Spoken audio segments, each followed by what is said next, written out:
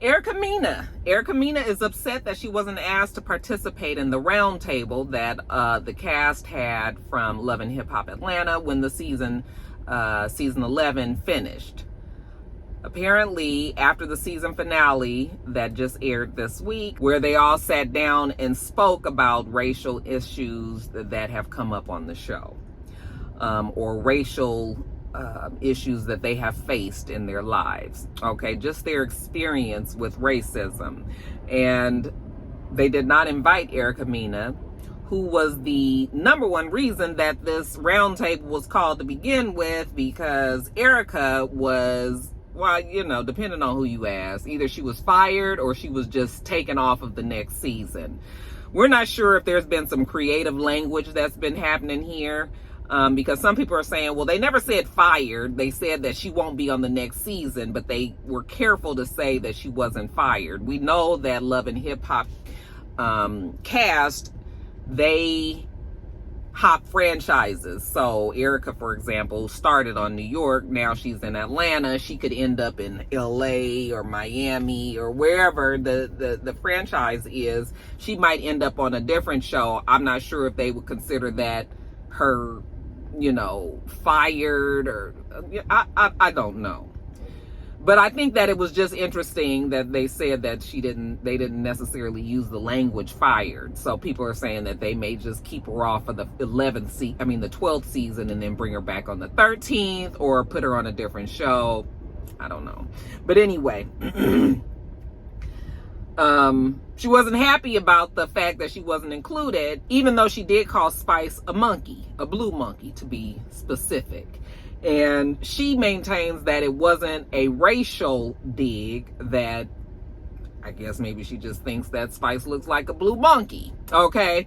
But people weren't buying that. People were saying that she was being racist and all that. And I guess because she was the reason why Spice was so inflamed, that they decided not to even have her on the, you know, on that conversation. And I mean, I guess it would have been kind of awkward, but I mean, also, I guess it would have been good to see Erica kind of explain herself. She really probably was done a favor not being brought onto that show, because they really could have put her on the spot. They could have made her even look worse. Now, I already told you guys that I felt that MTV was using Erica, and that's what she also complained about in her statement when she said that they didn't include her in this roundtable.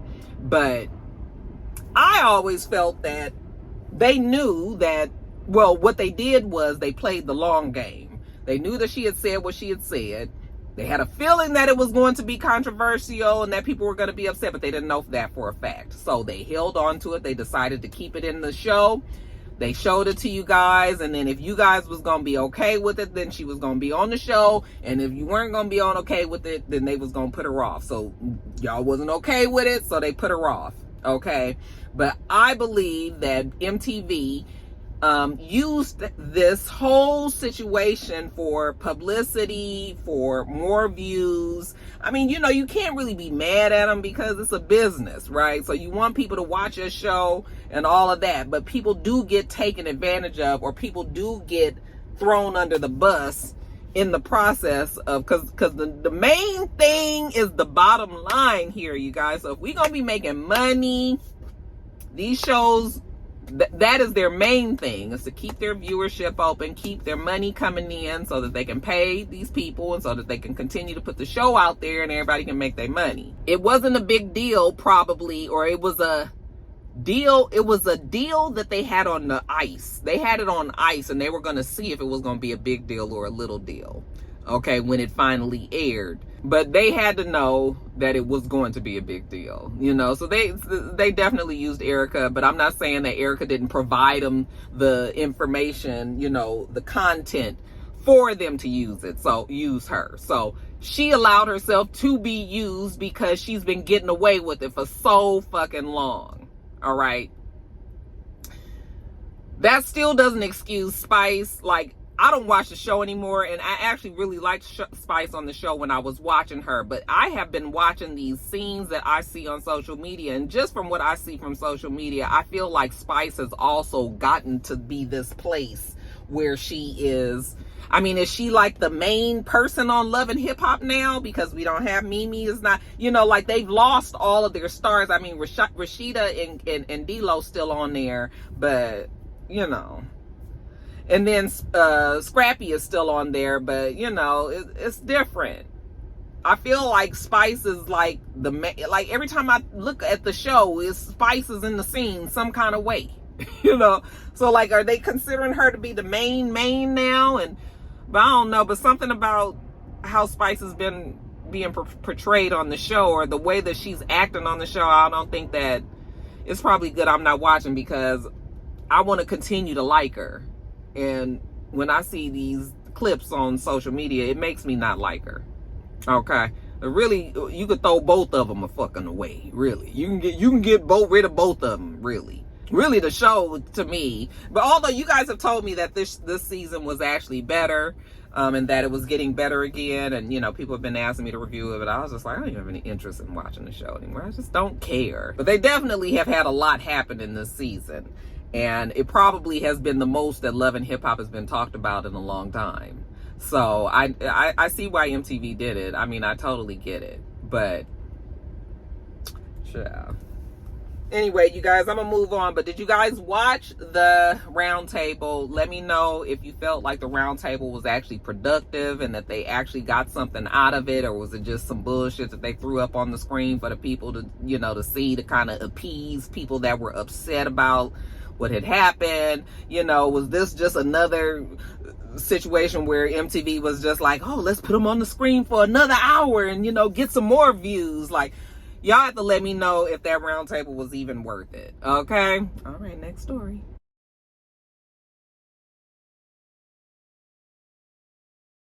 All right, you guys, these smash and grabs are these organized looting crimes that are going on in mostly the big cities around the United States. You've got over 100 people going into stores, and then at a certain time, they signal to each other, okay now, and they all grab whatever it is that they are trying to steal, and they just run out of the store. It's so much chaos and confusion and people running everywhere that there's really no way that you can kind of catch them. And because they're going out of all multiple doors, and they're, you know, it's a whole bunch, and employees are trying to pick up shit that's falling and getting knocked down, and you know, so it'd be a whole bunch of that. And that's starting to happen more and more. Now, we used to see them happen. These things would happen whenever there was, not only whenever, but mostly we saw that they were doing these things when something would happen in the news that a community would be upset for. So it was kind of just their way of rioting. And not necessarily looting, but like could be just like burning shit down and all of that. But you know, of course, once George Floyd and the pandemic and everything, we saw a lot of people that were starting to like do this and start looting, just going in there and grabbing everything. And while I do understand when people are rioting and how these things happen,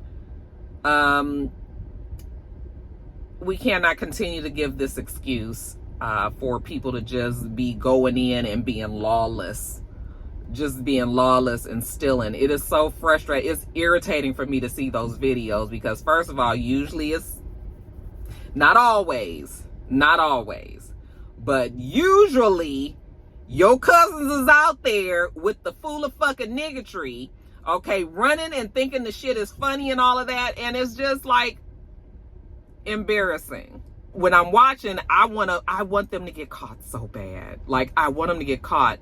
But I have friends that work in retail, and they're like, Roxanne, they've told us not to even stop them, okay?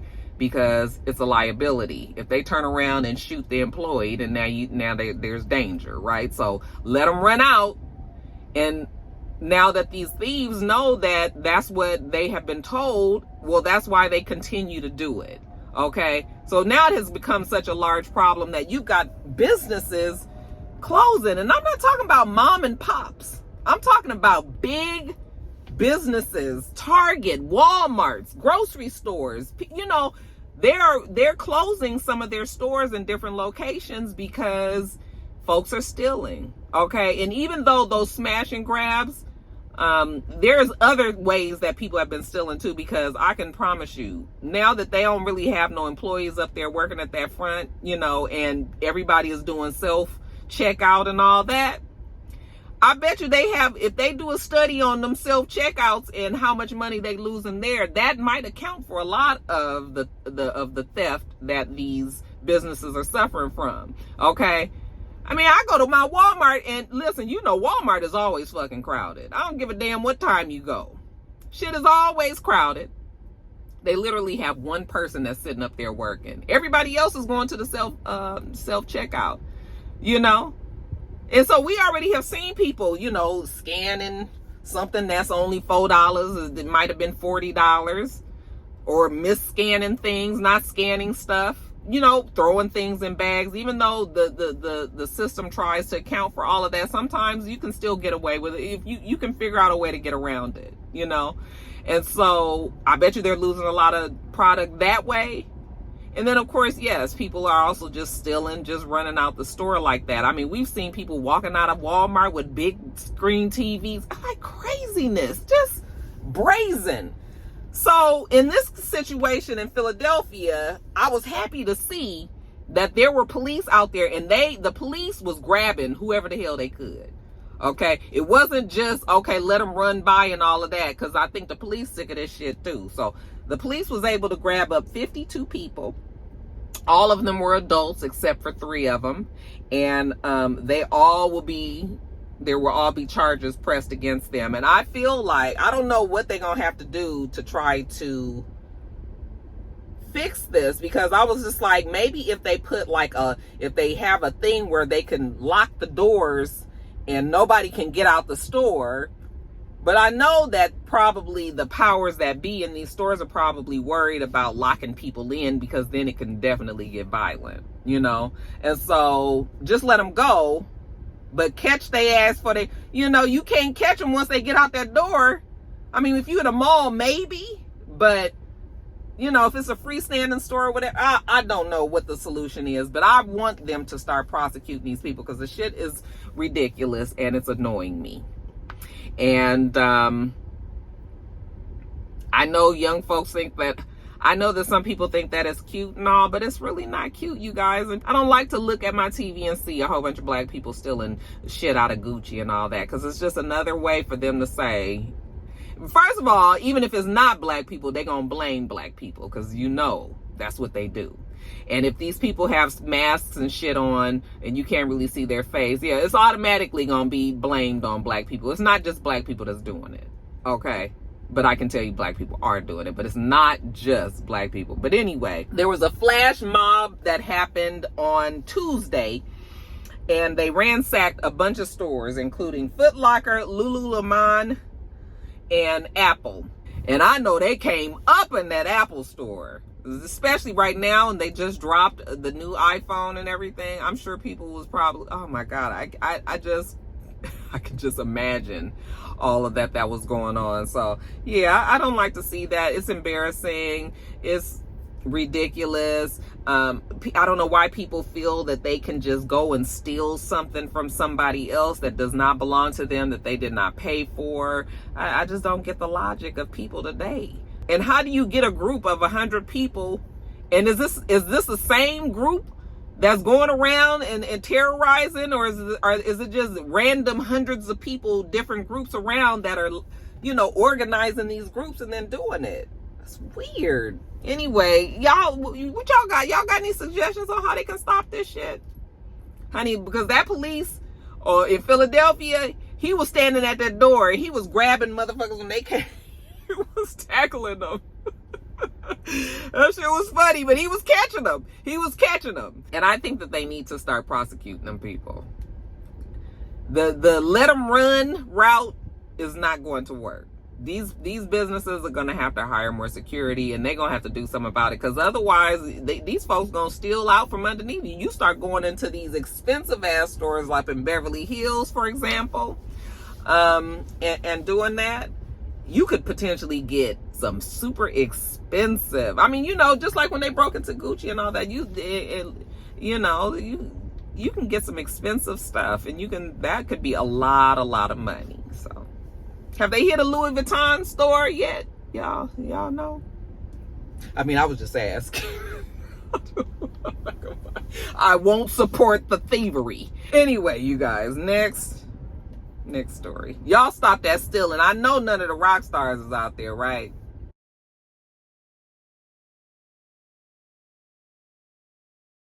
All right, you guys, next story up. Kerry Washington's new book that she has coming out.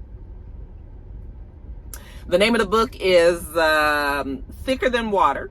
It comes out on September 26th. And it's supposed to tell a story of a Black young woman from Bronx who is making her way in white Hollywood, the experiences that she's had. It's also a very intimate account of her life, the things that have been going on in her life, while she has also been, America's sweetheart as Olivia Pope on Scandal. She had a lot of things that was going on behind the scenes. Okay, I'm actually interested in reading her book. We might read it in the book club eventually, or probably not, because unless somebody chooses it. You guys know about Roxy Reads Book Club, right? Y'all can come on and join us. We meet twice a month and have a good time. I'll leave the link. It's going to be down in the box below. But anyway, so in the book, she talks about her eating disorders that she's struggled with over the years, which wasn't surprising. I mean, I've never known that Kerry Washington had an eating disorder, but I can remember many times where I've seen her where she was very, very thin, and then she wasn't very, very thin, and then she was very, very, her weight goes up and down. I mean, she's never gotten really big, but, or even just big. She's never been big, but she's been either her size or smaller. And so now it makes sense that she said that she was having eating disorders, because I could see that. But she also talks about something very interesting in the book about her father, finding out that her father is not actually her biological father. So apparently Kerry Washington was supposed to go on the show Finding Your Roots, you guys know, with Henry Louis Gates Jr. She was supposed to go on that show. And when you go on that show, you have to have the DNA from both of your parents. So she went to her parents to ask them for the DNA. And she said when she did, it was immediately a problem. Like, her mom was just sort of like, oh, I don't know. She was, Kerry Washington said that her mom was kind of flustered about the whole thing, didn't want to give the DNA. And even her father was going through all of these changes. And she was just like, I just need some spit. Like, bitch, what the fuck is the problem here? But she said that her parents was really having a hard time. They didn't really want to do it. He didn't want to give the DNA. He was having anxiety attacks and couldn't sleep. Like, it really got bad. It got so bad that eventually she told Mr. Gates that, I don't think, my parents, they're very uncomfortable, so I don't think that they're going to, I'm not going to come. And so Mr. Gates said, you know what, let me speak to them. Maybe I could ease their fears or whatever their concerns are. So he sat and spoke with them, and they actually shared with him that the mother had gotten pregnant from a sperm donor. That the mother had gotten pregnant from a sperm donor. Okay. I don't know why the father or the husband could not provide the sperm. I don't know, low sperm count. They obviously could not get pregnant, which was kind of more not unheard of back then, but it was not like today where everybody talks about IVF and freezing eggs and freezing sperm or whatever they do with sperm. But anyway, so they shared with Mr. Gates that, and he told them that, okay, well, he's obviously not going to say anything, but he suggested that they probably should tell her, okay, while everybody is alive and answers, questions can be answered. So they eventually did tell her that, and she said that actually was a relief. She said that she felt like, oh my God, that now makes so much sense. She said because her and her father, she said her and her parents never have had like a really, she said her and her parents had never had like a really close relationship. However, she said her and her father's relationship was extremely strained to the point where they never really could connect. She said it just never felt like there was something, and it would be upset about it sometimes, like, God, what is wrong with us? Like, why can't me and my father, see eye to eye on whatever? Well, she said now this helped her. This made more sense. Maybe the father just innately just cannot get that connection with her because he doesn't feel like she's his. And now she probably don't feel like she's his either. And so I'm guessing in the book we'll find out how she and her family, her and her father, her parents are now. She said that she did forgive her parents for this because their intentions were in the right place. It's just that no one expected to have it come out the way that it did. So yeah, this book seems like it's going to be very interesting. And it'll be interesting for the fact that Kerry Washington is notoriously private. Like, I was reading an article and they said that she's very private about her 3 children. Child, I didn't even know the girl had 3 kids. I thought she only had 2. Okay. I don't even really remember seeing Kerry Washington pregnant. They hid it while it was on Scandal, but I don't even remember seeing her pregnant on anybody red carpets or nothing. Okay. That girl is, when I'm talking about stealth movement, honey, you ain't getting a picture of them kids. I mean, has anybody seen them kids? I mean, I couldn't tell you not one. I don't know if she got 2 boys and a girl, 2 girls and a boy, all girls. I don't know nothing. Okay.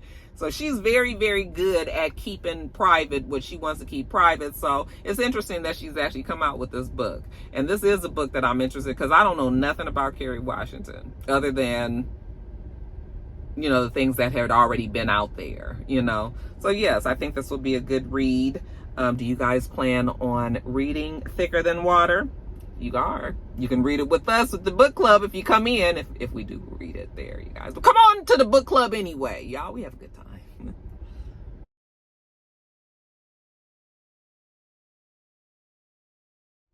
I feel like my lipstick is starting to bead up. This lipstick that I got, I brought it out here. It used to be one of the Roxstars. I don't even know if she still has this company, but a Roxstar had reached out to me years ago and asked me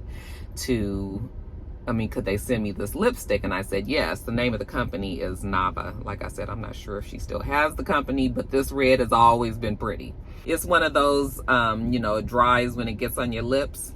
And if you don't have any lip, if you don't have any chapstick or something on there, it sticks.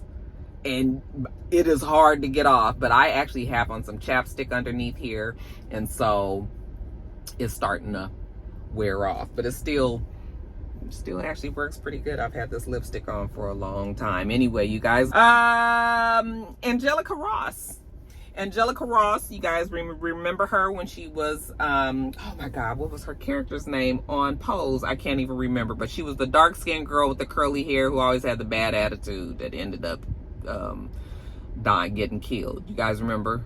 Okay. So you guys know that Pose, the show, was Ryan Murphy's show. He also has the very, very popular American Horror Story that's been on for many, many years. And the way that show is, apparently, because I don't watch it because Rocky don't do scary. I don't even do a little bit of scary. Okay. Scary is just Rocky, scary. We don't mix. So I tried to watch one episode years and years ago, I think when Angela Bassett was on there, and I was like, I don't know what y'all think I'm fixing to do, but watching this is not one of them. Oh, what the fuck is going on this show? So anyway, he's had this show. It's wildly popular. And it's been going on, and every year apparently they concentrate on like a theme or a person. Okay, so apparently this newest season of AHS has Kim Kardashian on it. I was like, now when did Kim Kardashian become acting? I mean, I know I've seen she's acted in the past, or she did like a Tyler Perry or something, but I was just like, is Kim really trying to be an actress? She doesn't have like any voice inflection. She doesn't seem like she has emotion, is what I should say. And so it's just like sort of kind of like watching paint dry. But anyway, I'm getting off topic here. So while they worked together on Pose, or while she was an actress and he was, the creator of the show, they had discussed one season of AHS that he wanted to focus it on Black women. and that he wanted Angelica Ross to be one of the main people, you know, one of the stars of the show. And so she was just excited about that, like, bet, yes, we will definitely do that. Okay, it was going to be one of the AHS seasons. Okay, it was going to focus on just these black women. He said, you know, he thought about her, he thought Keke Palmer, he thought Gabrielle Union, and who would the fourth person be? Because there's going to be 4 women that this show was based on, and I guess the fourth person needed to be an older woman. So she was like, oh, Debbie Morgan, you know, from Eve's Bayou, from All My Children, you know, she would be good, or Lynn Whitfield, or Alfre Woodard, you know, like those, they probably would be sign on and everything. And, you know, so they had a conversation about it, and it was pretty set. Like, she thought that he was going to be reaching out to her. He had told her that they were actually going to start writing the script in the fall. This was back in, I think, 2020, that they were going to start writing the script in the fall, and they were going to go from there. Well, 2020, 2021, we still ain't got no show. 2022, she was just sort of like, so when is this supposed to be happening? Apparently she sent flowers and candy and emails, and, you know, just trying to get his attention, like, hey, Ryan, when are we getting started on the show? Remember you said it was going to be about black women and all that. And honey, he done left her on red. He has not responded to her. He hasn't responded to her text messages, emails, nothing. Okay, and she's feeling pretty duped about it. Like, damn, here I thought we had a good working relationship, and you can't even hit a fucking reply to let me know yes or no. Like, you just gonna completely ignore me. So she's upset about that. I don't know what's going on with Ryan. His sets, you know, we knew that there was drama on the set at Pose, and remember the one of the creators of the show, not the creator, one of the writers of the show, or the directors of the show, remember how she complained and did that whole big long thing at the party, and it was a big old scandal and all of that. I was just like, it must be a whole bunch of shit going on his sets. People say that his sets are toxic. Even, Angelica complained that Emma Ross, who was on a season that she was on, she complained that she was transphobic and had explained some situation where Emma Ross didn't treat her right or whatever. And after she had said that, honey, Emma reached out to her immediately. I mean, I heard about that early in the morning one day, and by 12 o'clock, Angelica Ross was posting again that Emma Roberts had, you know, reached out to her, apologized, that she wasn't an ally, you know, that she spoke out of turn. I guess Emma Roberts was like, bitch, you ain't fixing to catch me in no damn trick bag. She already know how this damn society is right now, so she don't need nobody to think that she was out there transphobic and all of that. So let me apologize and let me get off of this hot seat. And so that's what she did. And Angelica told her, you know, that she appreciated the apology. Ryan Murphy will not so much. Ryan Murphy was sort of like, fuck you, I don't give a fuck. I don't need to say anything to you, whether you mad or not, apparently, because she still hadn't heard from him, at least by the time I was getting my notes together for this. So yeah, Angelica is not real happy with Mr. Murphy, and we'll see if they can figure it out. But look like Ryan Murphy has decided to go in a different direction. Okay, Angelica girl, might be time to look for something else, child.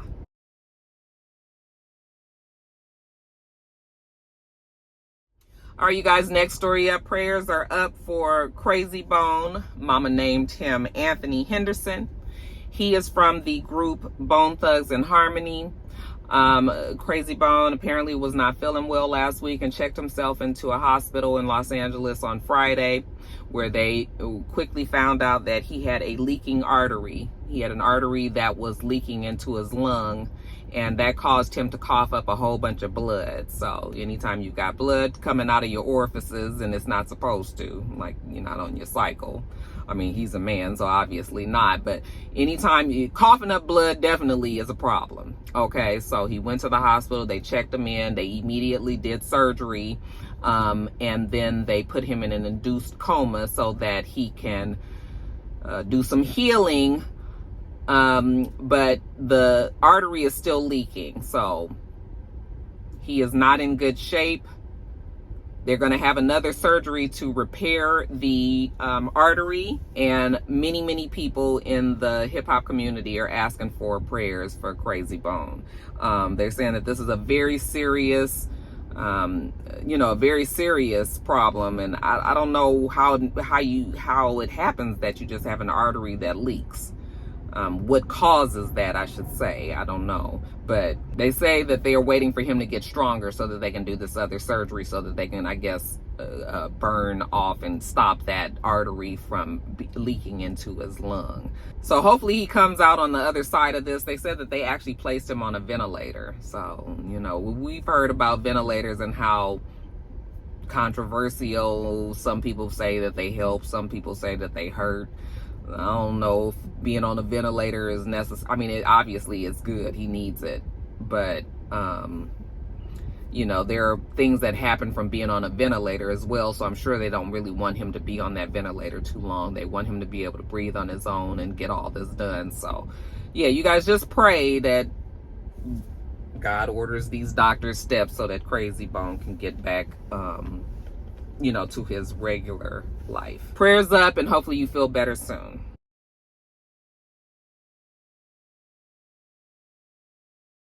Next up, you guys, prayers up are also for Bruce Willis. So this is an update. His wife actually updated us recently. So you guys know that Bruce Willis has a very rare form of dementia. It's called FTD, which is frontal temporal lobar degeneration. Okay. And apparently so it's some sort of degeneration in the frontal lobe, the front part of your brain. And his wife told us that that part of your brain controls your self-insight. And so they're not really even sure if Bruce Willis understands that he has dementia, because he's not able to process it that way. So they're not really sure if he realizes it or not, but he definitely is getting progressively worse quite quickly. And so, the wife is just still letting everybody know that while it's been a heartbreaking situation, that, they're all taking care of him. And it's just sad. Like when you see the videos and stuff of Bruce Willis, he still looks the same. So he hasn't gotten to that. You know how sometimes when people get sick, they start to look sickly. I mean, besides the fact that he's not as big as he used to be, because he played in a lot of like strong man type movies. He's not that, and he looks paler. He's not out in the world like he had been. So, but he doesn't look like how people start when they really start deteriorating. It's going to be sad once we get to that point. They'll probably keep him off of the camera. I mean, they pretty much have kept him off camera anyway, but sometimes when they're out, the wife said that paparazzi will try to come up to him, and she's just made it clear, like, please do not come up to us. Please don't be yelling and screaming at him. Don't be yelling his name, because all that does is cause confusion. It upsets him. It makes it harder for the caretaker.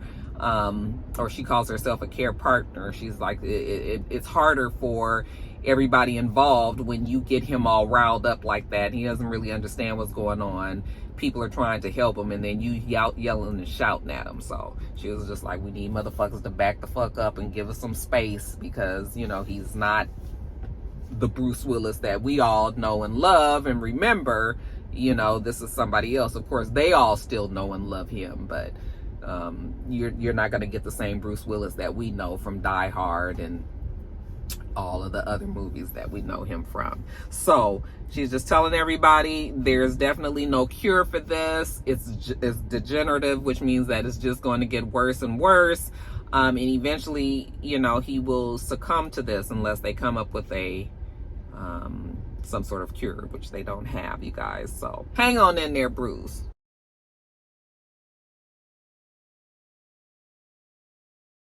Congratulations are in order to Deborah Roberts. Okay, looks like she has gotten the 2020 anchor chair.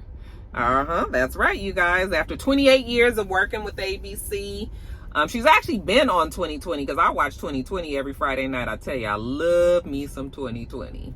And so she's been working on 2020, but yeah, she's the co-anchor now. She was hired back in 1995 with ABC. She's been working. Barbara Walters is the person that brought her in, and she has finally gotten the golden ticket, you guys. And there's so many people that have worked in that same seat have gone on to be, you know, quite known as the journalist. I mean, we had Barbara Walters, we had Diane Sawyer, we had Connie Chung, we had Elizabeth Vargas, we've had Hugh Downs. All those names became famous being journalists on 2020.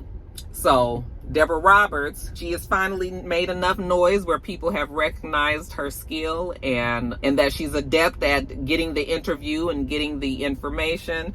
So yes, they have given her the anchor seat. She's actually co-anchoring with David Muir. He said that he cannot wait to work with her. And of course, because she is a sister, we're going to give her the fist pump of righteousness. No, what's wrong with my words today? For that black girl magic, you just ain't gonna get enough of us now, are you?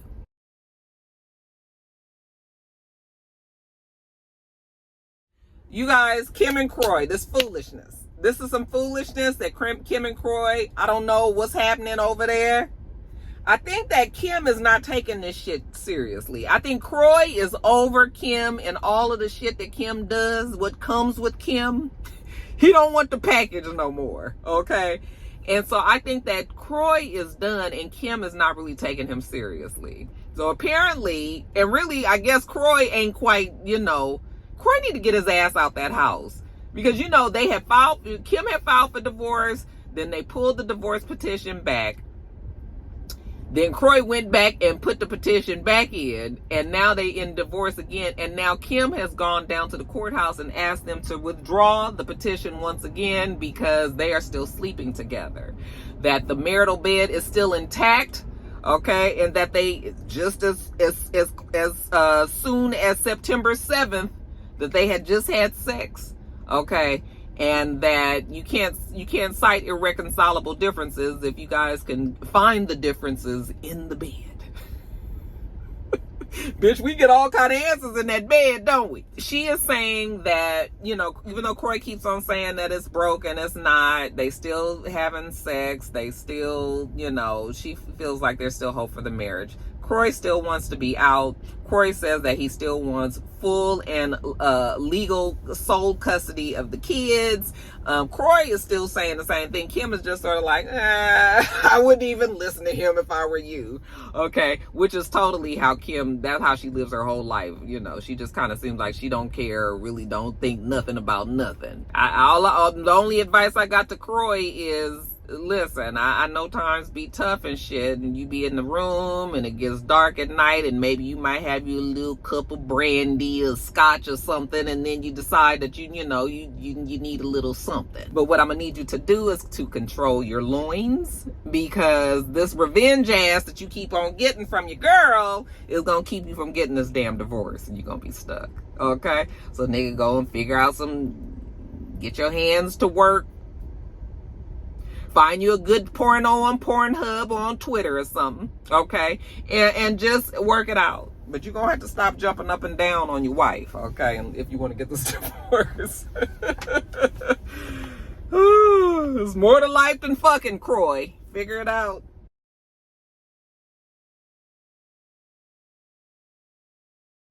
And then lastly, you guys, congratulations are in order to our boy Usher Raymond, okay?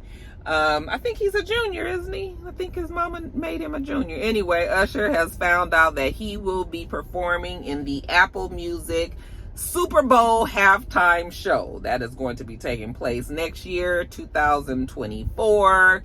I don't know where it's going to be next year. But anyway, wherever it's going to be, Usher is going to be performing the halftime show, which I already knew. I figured they were going to give it to Usher because his residency up in Vegas has been such a success that I figured that they were going to go on and let him do the halftime show. Usher has plenty of hits. He can definitely carry a halftime show. People are asking who should he be up there with, and honestly, I don't think that Usher has to be up there with anybody unless they have a part in his song. He's big enough to be on his own. Of course, people are saying that they want him to bring Beyonce back as Bad Girl, and I mean, that would be the only person that I could see that I'd be like, oh, okay, yeah, that would be fun. Otherwise, I don't really need to see anybody up there with Usher. Okay, he's big enough on his own. But if you guys think differently, who do you think would be a good fit for him up there? Let's think of I mean, of course we can think of Lil Jon, and he has a song with Lil Jon, yeah. Gucci Mane, he has a song with Gucci Mane. He has, you know, even though Bad Girl, Beyonce is not in that song, but she's always danced for the song. I mean, she danced for the song for the video, or I don't think it was a video, wherever they were performing. But anyway, I mean, there could be some people, I guess, that he could perform with, but I don't need to see him with anybody. But what do you guys think? Would you guys like to see anybody up there with Usher? Or you think he can carry it on his own? I think he can.